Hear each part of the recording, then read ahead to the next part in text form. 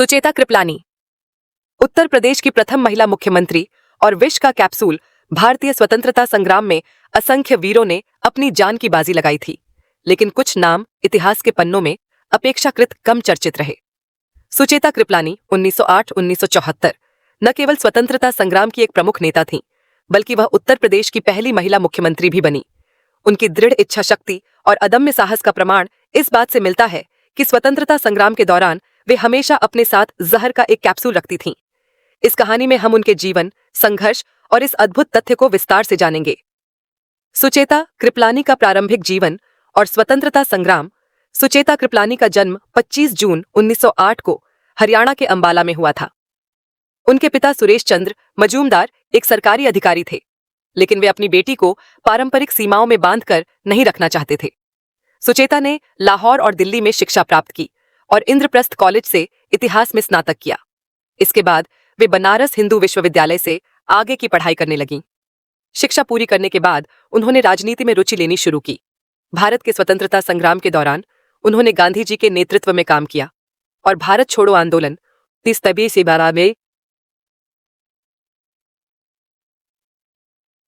में सक्रिय रूप से भाग लिया। स्वतंत्रता संग्राम और जहर का कैप्सूल। स्वतंत्रता संग्राम के दौरान विशेष रूप से भारत छोड़ो आंदोलन में अंग्रेज सरकार ने सख्त दमन चक्र चला रखा था।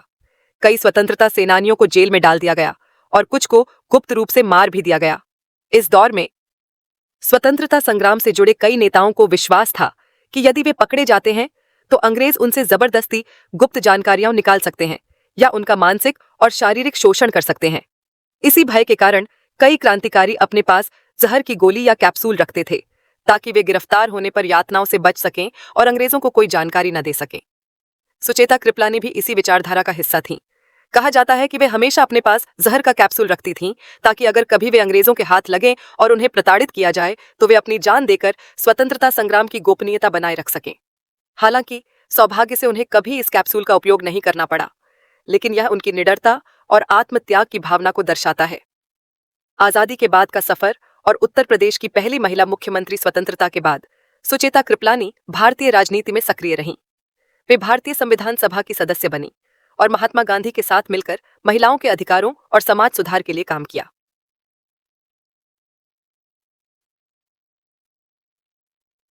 1952 में वे लोकसभा के लिए चुनी गईं और बाद में उत्तर प्रदेश की राजनीति में महत्वपूर्ण भूमिका निभाने लगीं।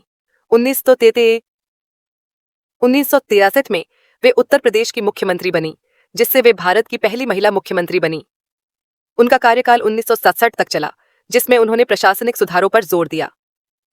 सुचेता कृपलानी का जीवन साहस, संघर्ष और निस्वार्थ सेवा की मिसाल है। वे न केवल स्वतंत्रता संग्राम में अग्रणी रहीं, बल्कि आजादी के बाद भी उन्होंने देश के निर्माण में महत्वपूर्ण भूमिका निभाई। उनके जहर के कैप्सूल रखने की कहानी उनकी दृढ़ संकल्प और निडरता को दर्शाती है।